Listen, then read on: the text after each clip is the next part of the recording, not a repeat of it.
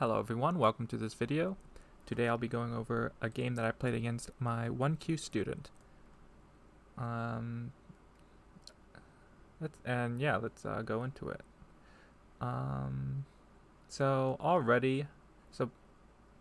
white attaches and black ignored. Now, I always try to hark on my student to always try to tenuki whenever possible. Like, always ask yourself, is this move really sente? Well, in this case, and he does that, so he's listening to what I'm telling him, but in this case, it's just good enough to answer. And the reason is because you shouldn't be worried about white ignoring, right? Like, this black going here is way too big. Like, white should not make this exchange if white was going to ignore. So, of course, white's going to pull back. Now, when you ignore, since you've already made this exchange, the value of this stone has gone down. So, for example, let's say white cuts. When black extends, either white usually just comes up, but then black can extend anyways. And you can see black has a pretty solid foundation. And this stone still has Aji, and white really hasn't gained that much. If white tries to push down, white needs the ladder. And the ladder I'm referring to is, if white just comes up like this would be too good for black. So white needs to be able to cut here. However, if white doesn't have the ladder, black can Atari down and then go here. And you can see black is threatening these two stones in a ladder. If white protects over here, you can see this is the ladder, right? So white doesn't have a ladder breaker. But if white protects on this side, black can capture here. So white needs a ladder. So in this case, white would need to pull up, and then black can extend. And yeah, because black, even though the result locally might be good for a little bit better for white, because black got to ignore, it's not too bad. But even still, it's just good enough to connect in this Joseki. But again, he's trying to tenuki, so good on him. He ignored. Now the reason why, so I came up, so black could have came back. So the reason why this in and of itself is bad is this stone has does not have a lot of Aji now, right? If we change the order of moves, when black Haned, white came back, and if black ignored, white cut. If we change the order of moves here,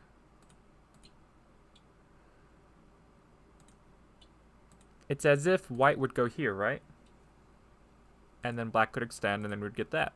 But in this case, white doesn't need to go there. White can go here, and you can see black cannot save this stone.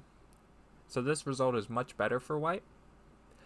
Plus, this is very similar to, let's say, I don't know, black gains. It's very similar to if, this is a new Shamari nowadays, right? Or a popular Shamari nowadays. And we know that this move is a normal attachment, maybe a move like this, or even this one. Even attaching directly to the 3-3. But one of the moves not recommended is this one.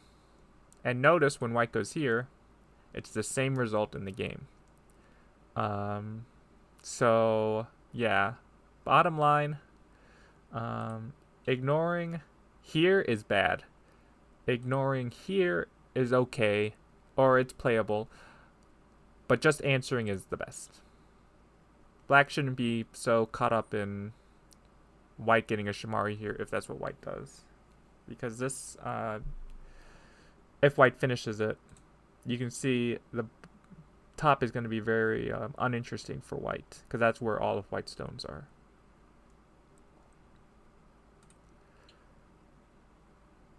So white Hanes, and then black plays here. Yeah.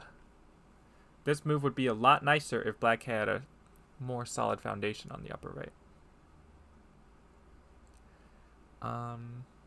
Approach. There's really no reason why I didn't do this one. Just kind of wanted to try this, see how my student would react. And this move is not good because it looks like you're protecting the corner, but when white counter approaches, you can see black's shape is going to get very awkward.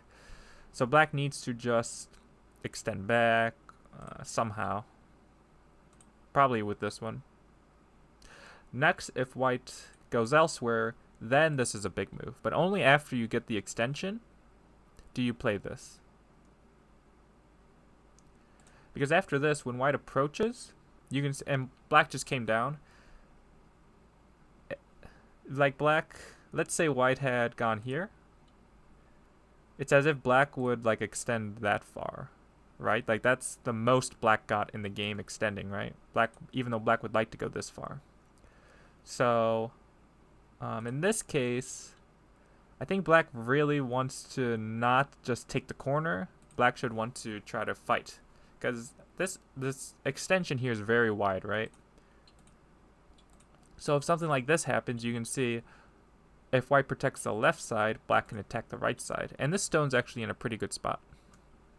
If white protects the bottom side, then black can attack the left side somehow, or split the left side somehow. So this would be playable for black.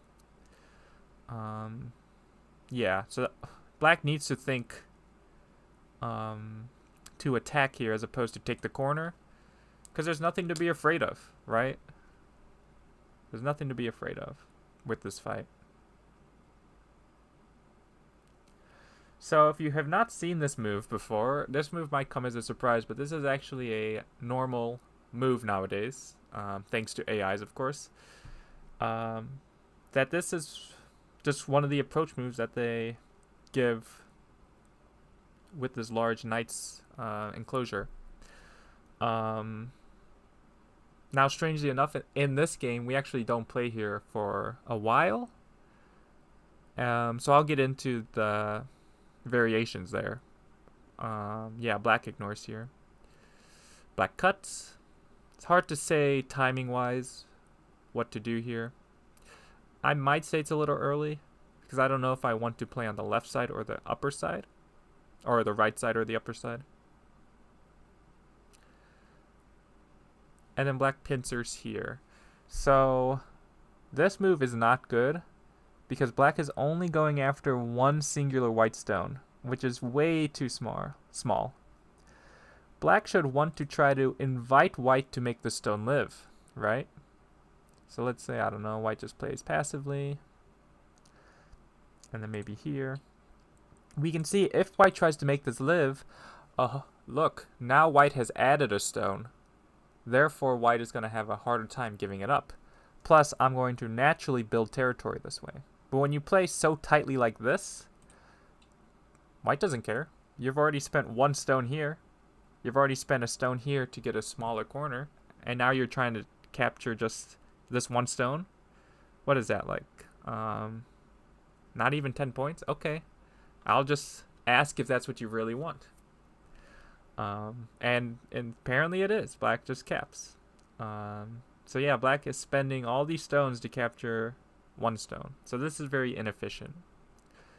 Black should try to ask for more, like by going here. I showed this move earlier. The reason why I'm not afraid of the elephant eye is because black can play very elegantly here. Because of this stone and this stone, black can play and not be afraid of a fight here. But yeah, this move, even like, because this is white's prospect of points, at least go this way, right? That way if white jumps, then when you jump out, you can maybe attack this stone on a larger scale, as opposed to the widest extension you can get from this corner is right here. So always try to dream big. Yeah, if this moves big, this moves small, and then white plays here, and you can see the left side is much bigger than right here. And again, this area isn't even white or black's, right? Like white can still play moves like this, maybe attach, maybe even go here. So very inefficient. So now black comes back. This move's okay. The move that the AI suggests is this one, actually, which looks like a surprising move, but it's actually a very good move. The reason being, so the obvious move is if white comes down, well, it looks like, oh, I'm now separated, so this wouldn't be good. If I go here, again, I'm just separated and my shape's bad. But the Teisuji is you can actually clamp. And yeah, this move's very good because if white comes down, you can see because of this diagonal, your black shape is perfect. So white would need to come up and come down. And white would just be heavy. Black's all connected. So this move actually protects this cut. Now the other move to look out for is this one. If white comes at this point, you cover. If white tries to cut, we can see that this isn't very good for white. White's not even alive. So that doesn't work. If white directly goes here, and let's say you Hane and white cuts, now this gets a little tricky because if you come this way, white is able to live in the corner, which would be pretty big. If you try to save or like capture this stone, maybe by going here. Now when white comes here, you can see this directly forcing. So black would need to protect. And then even this Hane is way too dangerous, so black would need to fix. Black's cut. So the question is, how can black protect both? By going here. This is a very good Teisuji. You can see it protects this cut, right? Because if white tries to Atari down, we can see black can cut here. And this ladder doesn't work for white. If white comes back, you can see now, even though white can come down and then here, this result is very good for black because white has given up a stone. Yeah, so this move is very good because it also prevents this move, which is which was very dangerous for black. But now with this Teisuji, doesn't work. So that's, yeah, so this, I guess you need to know about this Teisuji to be able to play this diagonal. But black plays here in the game. White plays here. If black just covers, if black just covers, white just comes up. And you can see this stone's actually in a very good spot. But it's still, like, white might not go directly there. White might go here first or ask first on this side. But in the game when black goes here, this is not correct direction. Black should just be happy taking these points. And again, black has a target here potentially. When you just go here, you see black covers. This stone is going to actually reduce the effect of any thickness black has. Now in this case, black could Hane, and if white Hanes, double Hane on this side, which I think would be a decent result for black because this Atari is not Sente.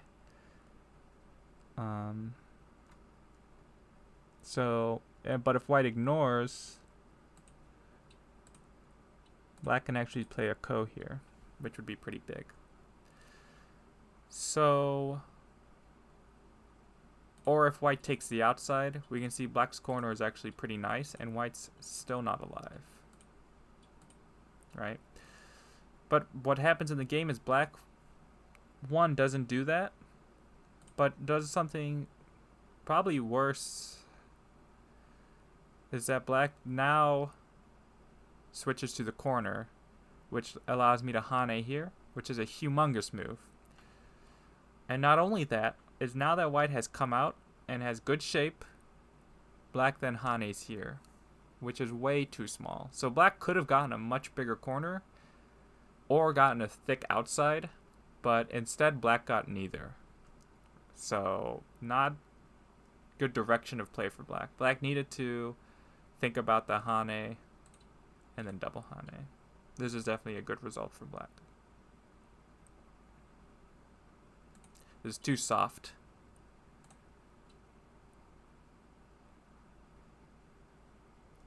Of course, white extends to put pressure on these two stones, and black dives.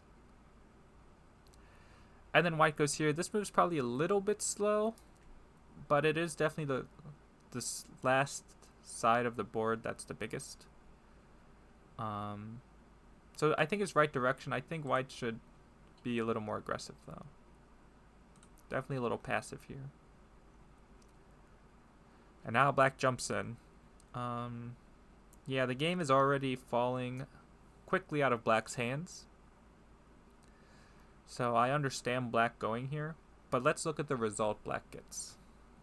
So white caps, black attaches, Hanes. Notice white gets an empty or a tiger's mouth. Black descends, white descends of course. Black dives, white attaches.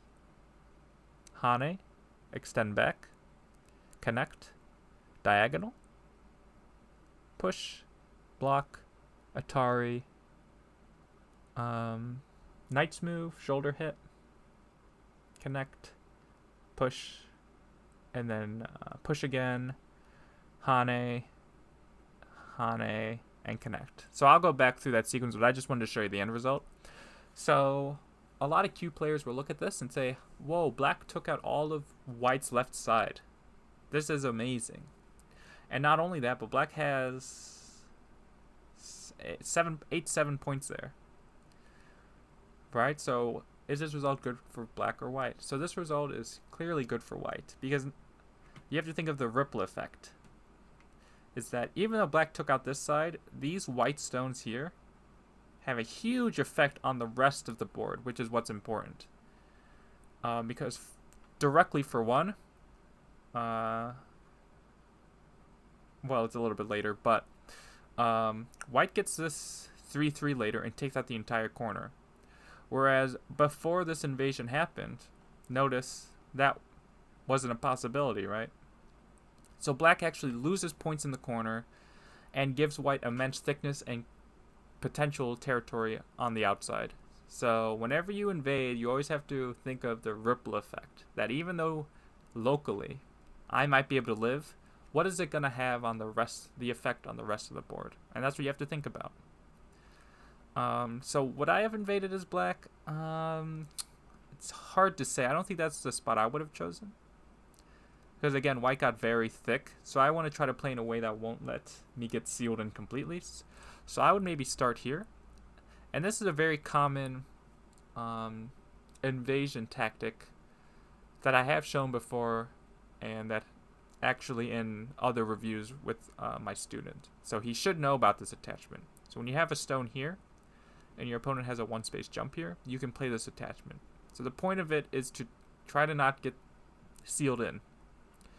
So if white hanes, notice when black extends, black is threatening to connect here. So white would like to not allow that, but then black can jump out lightly.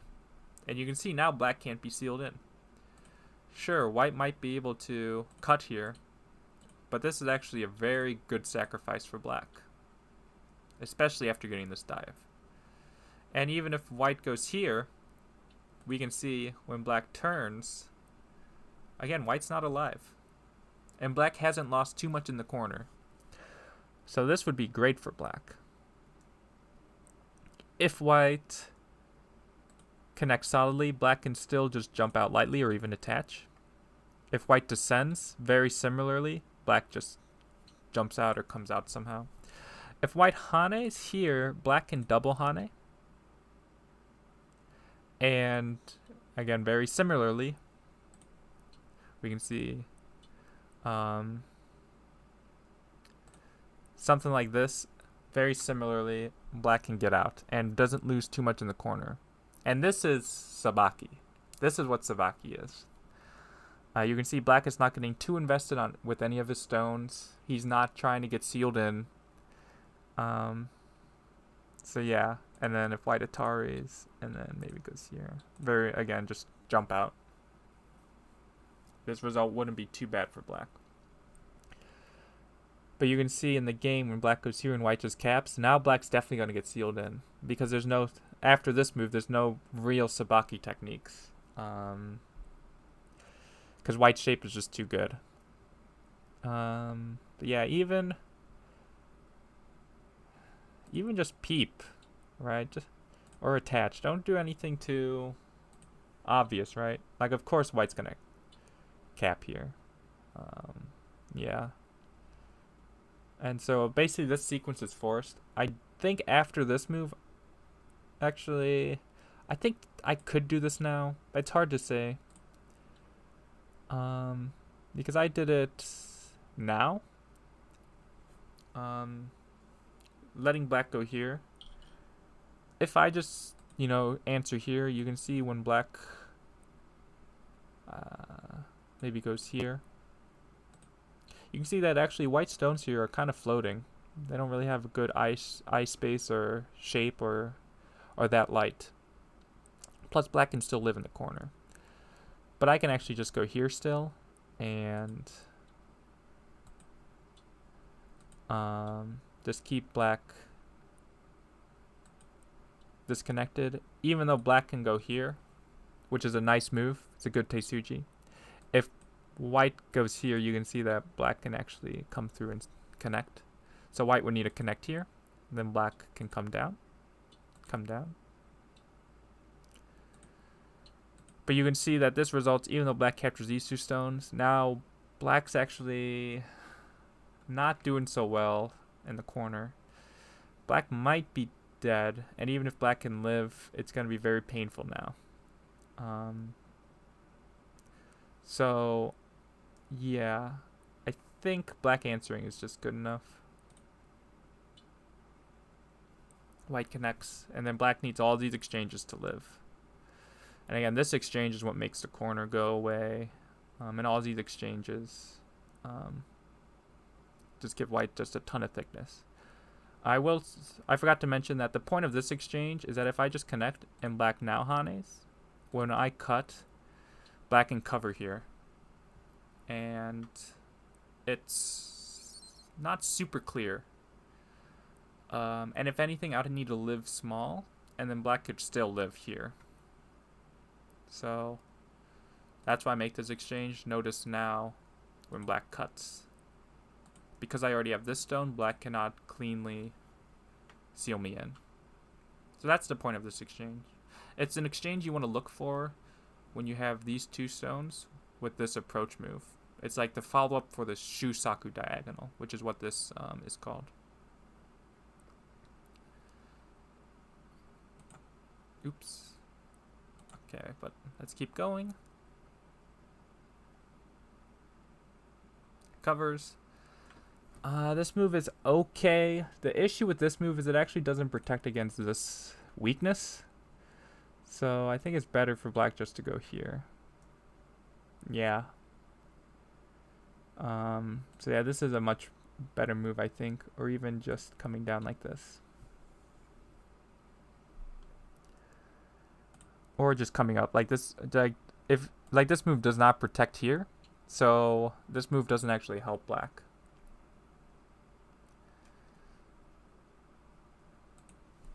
Jumps up, hane, and clamp, which is a good sequence. However, white can just go here, and even though white's shape can get destroyed, it's pretty painful for black because now white can cut. And yeah, now black goes here, which is super deep. I hate to admit it, but I definitely got maybe a little cocky, or I wanted to play with my opponent too much. Cause like I don't know what he was planning if I had just covered. Like there's nothing here. Like after making this exchange here and then letting white jump, and then giving up these stones, it's hard to say black can really come in here.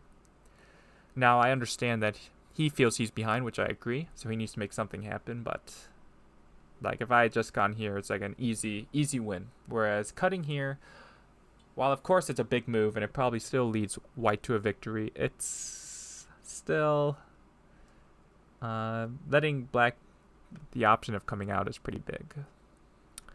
Black peeps, but of course I will emphasizing sente, so I attach.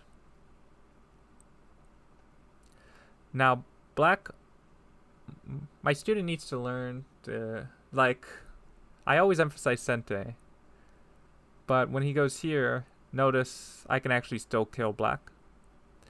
But by going here, black doesn't need to make a second exchange. Like this bump up doesn't help black, so black should just go here.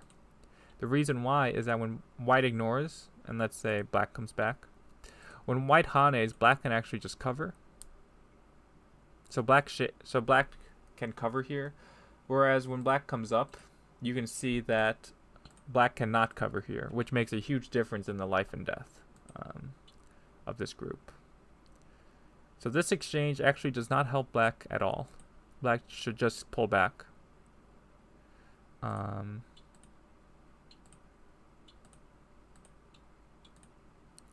Something like this might happen. And black would be able to come back. And I don't... Well, let's see. How good's my life and death?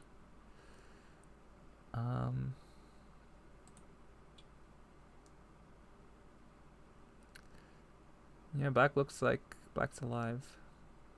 So yeah. We assume this moves on the board. White can't get rid of that. So yeah, black would be alive. Or white would need to give up the top. Now, I was just going to come back. Leave this as a good exchange. But still, it's much better than in the game. So going here doesn't actually help black keep eyes. So I was able to come back and connect while taking the corner. Black attaches. Hane and jump. And again, I should just keep the game simple and just Hane. But instead, I throw the game into turmoil, I believe. Oh, not yet. I peep first. And this is a huge move. Right? This is black's payment for taking white's left side. So black had to lose something somewhere with all this thickness. You can see how much points white's getting. Starting to look like he's getting after black has invaded. So don't just look at the left side as, oh, black took out all the points, because the residual effect of white's thickness and all the stones white got is much more important. Black peeps. And I always tell him, you know, once you play a peep, what do you do? 99 out of 100 times you just leave it. But he plays this move. Yeah, so then I jump. He fixes his shape. I jump again. Then I go here. Keep all my stones connected. Probably bad timing though. Yeah.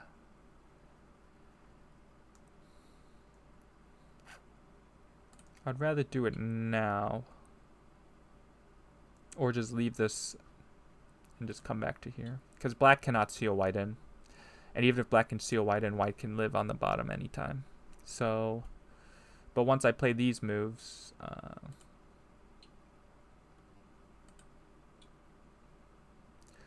I was worried about getting cut off, but I really shouldn't be, should I? Yeah. Because one, I can just go here. And I was thinking these stones were pretty valuable, but if I can just take the upper rights, they're not that valuable. So, yeah, it looks like a good move, but it's not sente anymore. Black peeps, but white's so strong here that I just go here. Yeah, just look at how thick white is. Like, I don't know what black was planning on doing with that. Black Ataris, covers, and then jumps up. So this is the part of the game where it turns into two 10Qs playing. So it's not just me, or it's not just my opponent, it's also me. Like, multiple very bad moves in a row. So let's look at why. So for one, I should just protect my cut because I have this group to attack and this group to attack. And there's no way black can save both. In the game, though, I play here, which is probably Sente, but there's no reason to make this exchange. Like, if black just connects, nothing has changed. I still need to just come back. But black doesn't connect. Black actually cuts, which I was actually surprised about. So of course, I take the stone. Now, locally, black cannot live. However, because of the outside, black might be able to threaten. If black can get this move in Sente, black can has a better hope of living. Black goes here first. Yeah, black goes there first, and then now black would have better chance of living. But of course, black goes here, and instead of just going here like I should, again, even though black can go here and live, I've already gotten my compensation by capturing the stone here. So I can still run this out, and there's still, black has 2 weak groups. But instead I Hane here, which is not good. It's very not good. So then black goes here, which is the move to attack white. White goes here, and then black stands up instead of Haneing, which I don't understand. If we look at this semi-eye, we can see it'll be a ko. Which, this ko is pretty hard for white to win. Yeah. Let's see. Let's say white cuts, answers, and then even connects. We can see that black has enough liberties that this is actually a 2-step ko, as you can see. So white needs to find 2 more ko threats than black, so black can connect. White takes away liberty, or like this move doesn't even take away a liberty. So it's pretty difficult for white. If white goes here, black can go down, and it's very similar. So, but yeah, black doesn't go here. So now I can make 2 eyes, right? Like, this is perfect. But in the game, I go here. I thought it was so fancy. Oh, look at the shape move. But again, black can just descend, and it would be, in this case, white would be dead. Even though white has an eye and black doesn't, we can see that black would win this semi-eye by 1 liberty. So it would need to be a ko again, but just like the last one, this ko, it's hard for white to win. And even though, and after I've made this Hane, black actually is dead as is. So if I had gone here, black would just be dead, and this would be a good result for white. So multiple blunders, because when white goes here, black doesn't come down, black cuts here. So we switch our attention to the right side and the center for a while. So then it's a question of who gets there first, because the game could almost be decided on what happens in the on the top. Because for white to lose these stones, if we go all the way back, black has 1 weak group here and two weak groups here. White has all this thickness. So let's say white does end up losing these stones. Black would just connect all his weak groups, take a huge profit on the upper side, and white would be very sad. So yeah, it's kind of crazy. Lots of very bad play by both players. Yeah. So black, I think black, I don't know if, I realized like 20 or 10 moves later, like, oh my god, this move's so bad. Like, I was like, oh, black can go there. So then I was trying to keep like a poker face, like, just stay calm. Maybe he doesn't see it. So yeah, let's see what happens. Because this is almost game deciding. Black comes up and white clamps. So the point of white clamping, white could probably go here and just extend and then do a move like this. And white's gain on the upper right is pretty huge. So this would probably be okay for white, but I wanted to clamp to see what he does. Again, I'm thinking about destroying this right side. In the game, black atars, which is the strongest answer. Now the issue with this though is that at any time I can cut here and I have kind of like a backdoor plan, like a plan Z. If everything else fails in the center, I have this. Whereas if black comes down, directly I can't cut because black can Hane. So yeah, the problem with this move is that a local move like this is more threatening because it threatens a cut or even cutting directly. Or not cutting directly, but if white gets moves on this side, this cut starts to get has more value. But I think it's potentially better than this move. I played this move. This throwing a stone into the center, honestly. I just looked at the relationship here, saw that it was a large knight, and was like, oh, that looks pretty nice.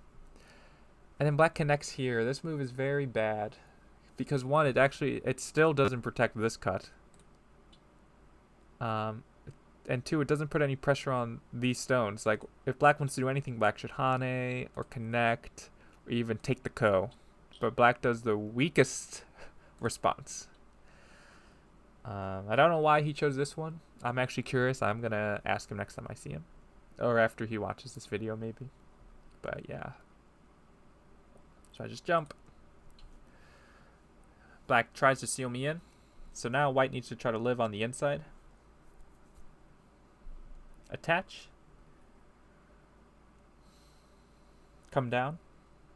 And then he comes out, which is kind of like saying, okay, white, you can connect, because white can actually connect now at any time. So black really needs to add a stone here. Black's trying to attack white.